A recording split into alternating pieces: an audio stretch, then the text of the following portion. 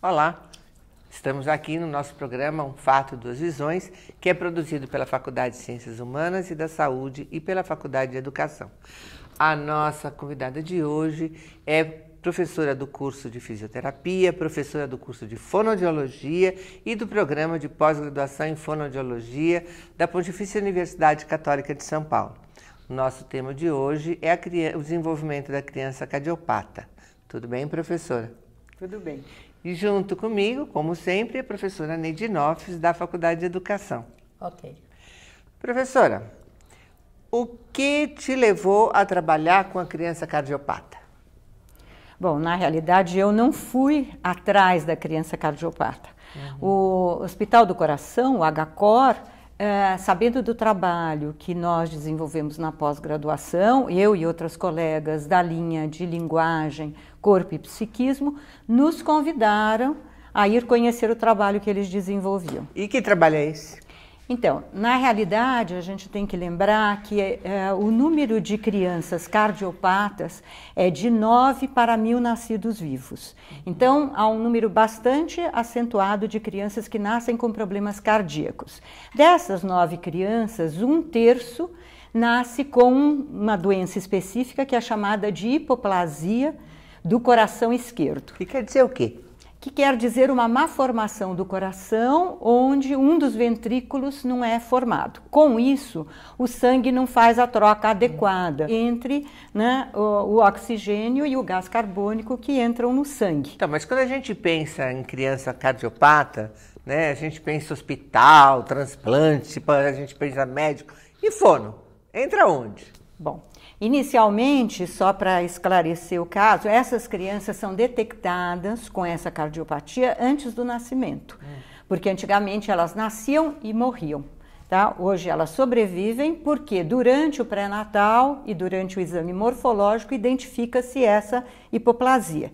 Então essas crianças são operadas com 1 mês de idade, depois pela segunda cirurgia, provavelmente em torno de 4, 5 meses de idade, e terminam o fechamento dos 2 ventrículos até os 5 anos, 6 anos de idade. Então é um longo processo. É um longo processo. Com isso, elas ficam internadas durante muito tempo, sofrem várias intervenções cirúrgicas, muitas vezes sofrem uma série de doenças, porque ficam internadas, passam pela UTI, etc. Tudo isso afeta o desenvolvimento. Ou seja, 53% destas crianças têm problemas de desenvolvimento. Então a gente está falando de desenvolvimento de um aspecto geral, assim, tanto físico, de andar, de ficar grande, de altura, quanto também de desenvolvimento neurológico, de linguagem. Então globalmente isso acontece. Isso, globalmente. Elas têm menos problemas motores e de crescimento, embora muitas vezes cresçam um pouco menos do que as outras crianças, já que a gente tem que entender que nestes casos o cérebro dessas crianças ainda está imaturo quando elas nascem. Então, embora elas nasçam de termo, o cérebro delas é ainda de pré-termo, com mais ou menos uma diferença de 1 mês. Só para os nossos espectadores, a termo significa que ela foi até o final da gestação. Isso. Ela completou os 9 meses de gestação, ou, como se diz hoje, as 40 semanas. Isso. Então, embora complete, o cérebro ainda está imaturo. Depois, durante a gestação, também essa troca de sangue não é feita de forma adequada. Então, elas têm um componente orgânico ali. Mas, juntamente com esse componente orgânico, por causa de todas essas intercorrências de internação, do próprio estresse que a família passa, o risco de morte e tudo isso, quer dizer, faz com que essas crianças tenham um atraso. Esse atraso aparece mais acentuado nos planos cognitivo, de linguagem, social, né, e comunicativo. Eu fico preocupada. Sim, isso é detectado antes do nascimento, isso. Que é uma coisa sensacional você ter acesso à informação. Isso. Mas ajuda a mãe, porque a mãe entra em estresse, né? Saber que a criança, antes de nascer, já tem um problema cardíaco, que na nossa cultura, falou em coração, associa a graves problemas, né? Não é assim, probleminha, graves problemas. Não é feito um trabalho com a mãe durante o período de gestação, ou como é feito isto? Então, ainda não existe uma possibilidade de fazer esse trabalho integralmente com as mães, porque algumas se dão conta de que há essa intercorrência quase para dar à luz. Então, quando isso é detectado antes, essas mães são encaminhadas da unidade onde elas fizeram o seu pré-natal para darem à luz no HCOR. Então, o HCOR não é uma maternidade, mas ele tem um setor, né, de obstetrícia para estas mães, porque assim, a criança nasce e às vezes já é operada no 2º dia de vida. Entendeu? Sim. Então, quando elas estão no HCOR, existe uma equipe de psicólogos que conversa com a mãe, que explica, que orienta, embora sejam crianças com risco de morte. E onde você... Só para continuar o raciocínio. E depois que a criança nasce, fica um longo tempo internada por causa todos esses cuidados que deva ter. A família fica junto naquele processo humanizado, hospital humanizado ou não? Como é essa questão dessa relação? Sim, a família fica junto, a mãe fica na beira do leito o tempo todo, se ela pode, se não faz ali, né, um rodízio com o pai, com a avó, mas sempre tem alguém na beira do leito. E hoje, um grupo nosso, porque eu estou trabalhando no ambulatório, então eu pego crianças maiores, por volta dos 2, 3 anos de idade. As crianças do ambulatório, né, hoje as famílias e a equipe estão passando por uma intervenção também feita por colegas nossos da pós-graduação, professora Ruth Paladino e professora Maria Cláudia Cunha. Então elas também estão começando um trabalho antes, ou seja, antes das crianças chegarem para nós no ambulatório. Que tipo de intervenção é? Junto à equipe, primeiro para explicar para a equipe, na realidade, vamos dizer, o nosso foco principal, e daí por que a fonoaudiologia, é que essas crianças precisam ser faladas para poder falar.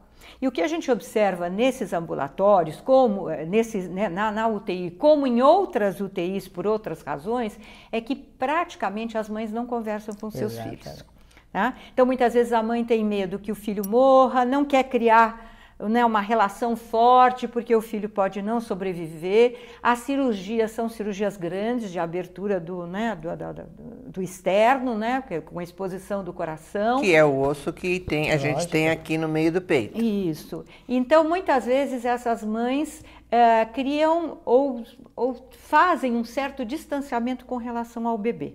E a gente vê que falar com o bebê é muito importante para a sua constituição psíquica e para a sua constituição enquanto sujeito falante. Né? Então, o trabalho vai na direção de orientar a equipe, depois os pais, para que conversem com seus filhos, para que cantem para os seus filhos, para que usem o que a gente chama de manhês, que é essa fala que a mãe tem com a criança, que, oi, nenê, você tá bom, tudo bem, mamãe tá aqui, o nenê vem com a mamãe, que é uma fala de alta entonação e que faz um efeito muito grande. Hoje existem formas de avaliar, né, o efeito que essa fala toda modulada tem no comportamento do bebê.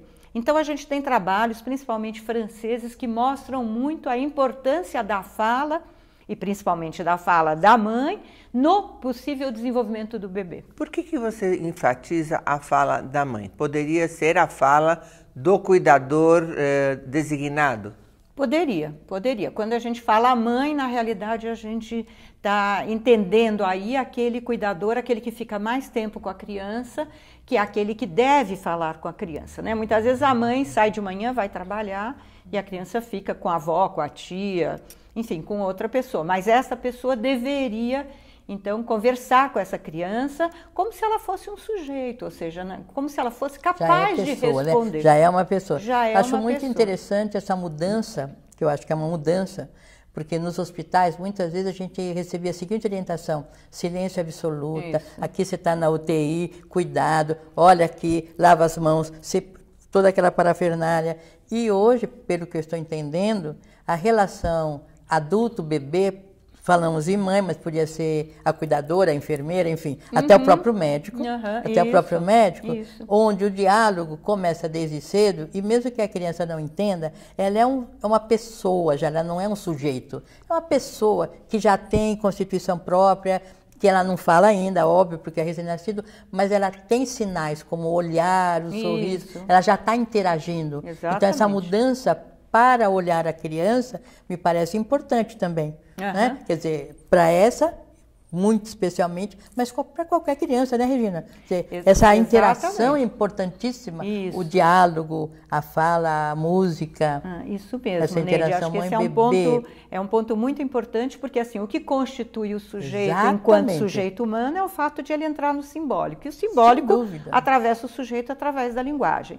No caso dessas crianças em particular, tem uma situação agravante, que é como elas estão na UTI depois de uma cirurgia, muitas vezes elas parecem bebês inertes. Sim. Diferentemente de outros bebês que podem estar na UTI por uma infecção, por outro problema, que choram, que olham para a mãe, que fazem balbucio, gorjeio e etc. Essas crianças, na maior parte do tempo, pelas infecções, pelas reinternações, elas ficam paradinhas, né? Como se estivessem dormindo. Muitas vezes o efeito disso na mãe é fazer com que a mãe não converse com a criança, porque ela acha que a criança não está ouvindo, que a criança está dormindo, que a criança está longe. Então a nossa ênfase é nesse sentido da fala e fala da equipe e da equipe médica também, da equipe de enfermagem e também da equipe médica, porque muitas vezes o médico vai lá, faz um procedimento e vai embora. Como se fosse uma máquina. Como se fosse uma máquina. Então a orientação é que ele chegue, que ele fale com a criança, bom dia, como vai você hoje? O doutor vai olhar o seu pulso, o doutor vai olhar aqui a máquina, vai ver como é que você está. Hoje você está melhor, hoje você está contente, hoje você está triste. Por exemplo, a gente viu procedimentos, porque antes de começar a gente fez uma observação, de que às vezes a enfermeira vem e faz um procedimento sem nem emitir um som, sem nem emitir um som. Ela vai lá, vai fazer uma massagem no braço da criança e vai embora. Então, essa orientação para a equipe de enfermagem, para a equipe médica, a equipe dos profissionais da saúde, é sempre no sentido de conversar com a criança como se ela entendesse, como se ela compreendesse, como se ela tivesse pedindo uma explicação. Eu acho isso sensacional, porque ainda a gente vê no processo educativo que algumas pessoas entendem bebês como anjos que caem do céu. Como o anjo que cai do céu, ele é puro, maravilhoso, ainda não entende, não ouve direito, então para que falar se ele não vai reagir? Então essa mudança que a gente até fala que a criança já nasce dentro de uma cultura e ela precisa manter-se dentro dessa cultura, é difícil algumas pessoas entenderem, mas acho que a sua explicação está muito clara. Ou seja, ela já nasce com toda a possibilidade, mas para ela falar, ela precisa que as pessoas falem com ela, para ela poder entrar nessa cultura da fala, da oralidade. Seria legal a gente contar um pouco quais são os riscos dessa ausência. Né? O que a ausência desta fala ocasiona para o bebê, para a criança. Como risco máximo, a gente fala no autismo. Né? Então, muitas crianças, né, crescem como supostamente autistas, né, porque ninguém fala com elas, ou seja, elas não são interpretadas pelo outro, elas não são ouvidas pelo outro, ninguém fala com elas como se elas pudessem responder. Esse é o afastamento maior. Mas a falta da linguagem faz com que a criança comece a falar mais tarde, e em falando mais tarde, também cognitivamente, socialmente, ela vai se desenvolver mais tarde. Do ponto de vista motor, uma criança anda para alguém, ela não anda por si, ela anda em direção à mãe, ela anda em direção ao pai, ela anda em direção ao outro. Se esse outro não a chama para si, ela também não vai caminhar. Então, o atraso em todas essas áreas se dá primordialmente pela ausência da linguagem. Acho que a linguagem coisa importante, talvez você possa me ajudar a pensar, a gente fala assim, é para dialogar com a criança. Agora, o diálogo implica onde eu falo, você está bem, não está bem, nossa, que bonitinho. Eu dou uma pausa como se ele estivesse pensando. Eu não falo sem parar, certo? Então, não sei, talvez orientar para dialogar mesmo. Olha, você está tão bonitinho, poxa, deixa eu olhar para você. Porque senão a impressão que me dá é que tem, assim como a gente fica na ausência da fala, de repente a gente fica na presença da fala. Eu sei que mães ligam o rádio e ficam assim, eu fico o dia inteiro ouvindo rádio, a criança, por causa do som, tá? Quer dizer, não é este rádio que a gente quer, é a interação que a gente quer, não é exatamente a sonoridade, né? Então essa diferença parece boba, simples, mas não é, porque é importante no desenvolvimento, o diálogo com este adulto, né? Eu acho que, assim, momentos importantes para esse diálogo, se a gente pensar no bebê, são quando você está amamentando, Sim. quando você está dando banho, quando você está trocando, porque depois a criança está dormindo. Sim. E importante é sempre lembrar que você fala com a criança, da criança e para a criança. Então você fala com a criança, você conversa com ela, você dirige alguma ordem para ela ou explica, agora a mamãe vai te dar o almoço, agora a mamãe vai te dar banho, e você fala dela com o outro. Então vamos dizer, esse banho, essa imersão no simbólico que vai deslocando a criança do lugar de alguém mais passivo pela própria constituição, né, pelo próprio momento do desenvolvimento, alguém que vai se tornando gradativamente ativo e respondendo, né, sorrindo, virando para você quando ouve a voz humana. Então, a gente falou do bebê bastante, mas você também está me dizendo que essas crianças permanecem sendo atendidas no hospital e que você tem também um trabalho ali no ambulatório quando ela já tem 3, 4, 5 anos de idade e que alguma coisa da linguagem já se desenvolveu, não é?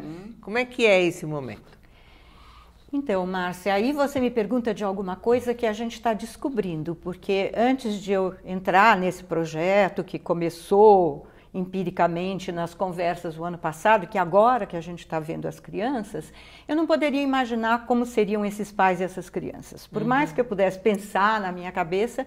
Então, o que a gente está fazendo hoje é quase uma experiência, porque a gente está vendo que dá certo. Então, a primeira coisa que a gente se propôs a fazer é como as crianças vêm para o ambulatório e no mesmo dia elas passam pela fono, passam pela psicopedagoga, passam pela neurologista e pela cardiopediatra. Não passam pela psicóloga. Não passam pela psicóloga, embora na minha equipe eu seja fonoaudióloga e as outras 3 pessoas são psicólogas.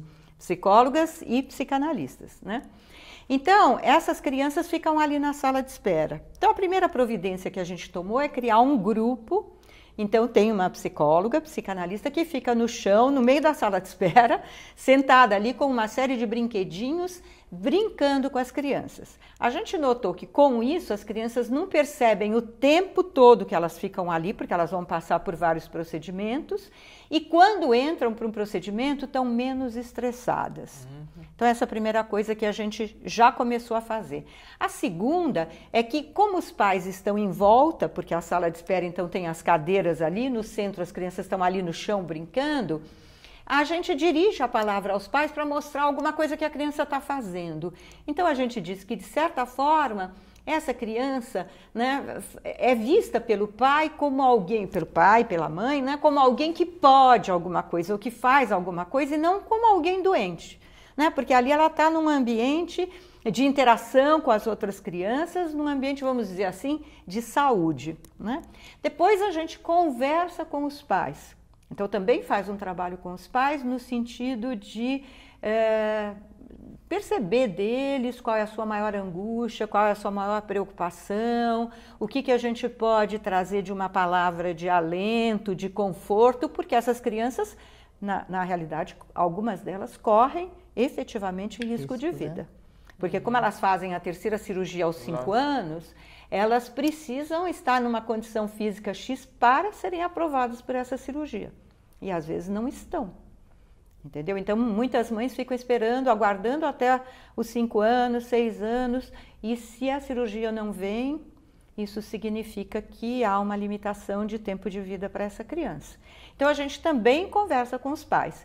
E, possivelmente, do ponto de vista fonoaudiológico, a gente também vai trabalhar ali no chão. Porque essas crianças precisam interagir umas com as outras. E uma coisa que acontece muito é que grande parte dessas mães não quer colocar o filho na escola porque tem medo. Claro. Tem medo que ele caia, que ele bata o peito, que alguém empurre. Tá, ela sabe que a sua criança é uma criança com riscos. Então, o fato de não estar integrada socialmente, a gente chega até algumas crianças que só convivem com a mãe. Não tem nem irmão, porque quando tem irmão, primo, vive numa comunidade, às vezes com a família toda mora perto e tal, ainda existe essa convivência. Então, do ponto de vista social, às vezes algumas crianças nem falam, ou só gritam. Né? Então, assim, o nosso trabalho está variando de acordo com a demanda. E elas estão nessa situação de só gritar, mesmo tendo, por exemplo, uma idade cronológica que elas já poderiam estar falando. Mas não estou dizendo de um grande atraso, né? Tá, Quer dizer, eu estou dizendo de um atraso assim, crianças de 2 anos e meio, 3 anos que ainda não falam. Isso não é bastante? Mas seria esperado pelo próprio quadro, né? Tá. A gente espera que uma criança comece a falar entre 1 ano e meio e 2 anos. Então, 2 anos e 10, 3 anos, você está dizendo, bom, são crianças que entendem, então são crianças que não falam, mas compreendem, então estão atravessados pela linguagem. Se a mãe conversar com ela, se chamar, ela vira, ela vai, mas ela não emite ainda. Às vezes, por exemplo, grita, só solta som, tá? E a mãe responde muito prontamente a isso. E sem necessariamente uma questão, vamos dizer, biológica, orgânica que impeça. Sem essa questão. Quer dizer, são crianças que estão isoladas e a mãe responde prontamente a qualquer gesto da criança. Então, para uma criança falar, também é importante que o adulto não a compreenda no seu grito. Fala, o quê? O que você quer?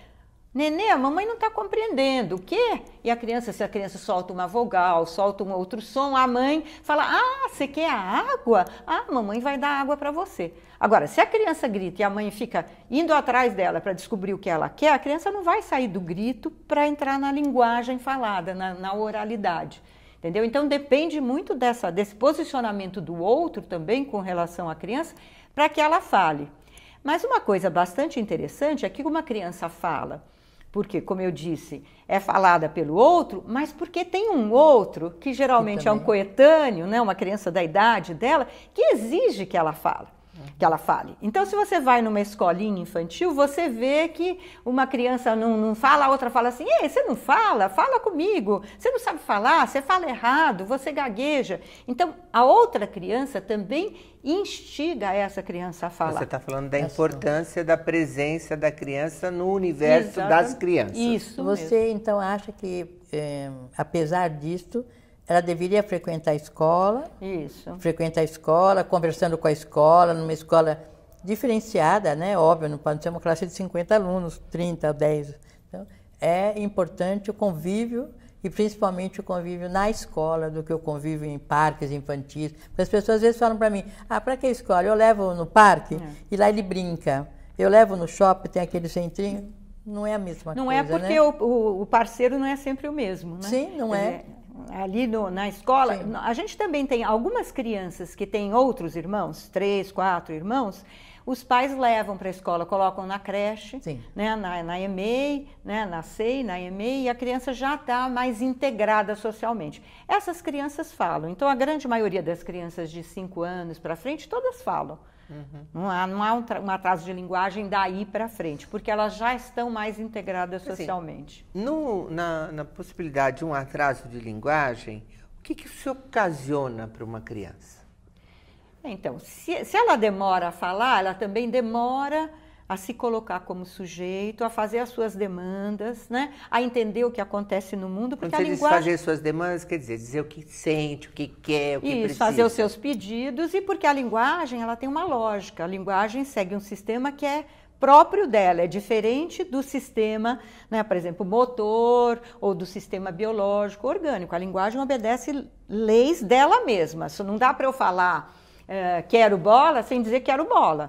Não dá para dizer quero não, né? Ninguém vai responder a isso. Então, a linguagem exige, enquanto que o andar, você pode andar e tropeçar, você pode andar mal, né? Quer dizer, na linguagem dá para, você pode estar doente, é possível você lidar com isso, mas com a linguagem sem compreensibilidade, quer dizer, não dá para você conversar com a criança. Então, isso é essencial. E a socialização leva a isso, porque exige que o sujeito se coloque falando, que peça as coisas que ele deseja. Daí a importância, né, de estar na escola. E eu diria o efeito deletério, acho que o efeito mais grave que vai acontecer depois é na alfabetização. Então, isso com certeza, a gente tem crianças frequentando, que sobreviveram até 18 anos de idade e que têm problemas graves de alfabetização e daí de preparo para a vida. Então, acho que aqui a gente está prevenindo, mas lá na frente a gente não pode deixar com que essas crianças sejam dependentes do governo o tempo todo, recebendo bolsa, que não possam ser cidadãos. Você estava falando, desculpe, você estava falando do HCOR. Existem outros hospitais que as pessoas possam procurar? Ou é um trabalho só dele? Acho que esse trabalho de reabilitação Sim. que a gente está fazendo, especialmente destinado a essas crianças, Sim. eu só conheço no HCOR. Nos outros, eles estão diluídos, né? Faz um trabalho de estimulação motora num lugar, de estimulação psicológica no outro. A gente está no mesmo ambiente físico, né? Vamos dizer assim. Então, a criança não tem que se deslocar para vários lugares ou vários departamentos para fazer isso. Mas eu conheço pouco ainda desse universo. Pode ser que existam serviços, porque todo Hospital do Coração oferece essa cirurgia, né? Alguns preferem não pegar este tipo de caso que eu estou falando, né? A hipoplasia de ventrículo esquerdo, quer dizer, de coração esquerdo, que é um caso mais grave, né? Então, alguns hospitais preferem encaminhar para o HCOR porque ele tem mais condição, né? Mais estudo mesmo, né? Mais estudo, está realmente avançando nesta área de atendimento à criança. Exatamente. Acho muito interessante. E tem alguma pergunta, alguma coisa que você gostaria de falar que eu não te perguntei? Que você acha importante? Eu acho que assim, eu ia falar sobre a incidência mesmo, falar que é importante a observação, porque muitas vezes os pais podem nos dizer coisas mais importantes sobre o seu filho, então não é imaginar que todos têm a mesma doença e todas as características ou as questões são as mesmas. Então é importante que a gente peça para os pais observarem, é importante que eles sigam os marcos do desenvolvimento. Existem hoje muitos aplicativos que te permitem acompanhar o desenvolvimento e um pai poder informar melhor a nós sobre o desenvolvimento do que a gente ali na hora que faz uma entrevista. Então acho que isso é super importante. Então é sempre a observação, a triagem, a avaliação e depois a intervenção. Eu acho importante salientar, pelo que você tem colocou para nós hoje, a importância de olhar para o filho, o lado sadio do filho. Isso. Quer dizer, na verdade, a mãe fica tão preocupada com o coração, ele tem outros órgãos, ele tem uma vida, ele tem visão, ele tem audição, tem paladar. Quer dizer, como que a mãe pode também lidar um pouco com isso, pensando no sadio e não necessariamente só na doença, né? Que acho que a gente que trabalhei também em hospital, a gente investia nisso, porque o pai fica tão alucinado com o problema que de repente ele acaba caindo doente, porque ele não lida com ele mesmo, né? Nós nos despedimos hoje agradecendo muitíssimo a sua presença e esperando contar com você em outras ocasiões para falar de outros trabalhos importantes que a gente faz aqui. Muito obrigada, até mais vezes. Até logo.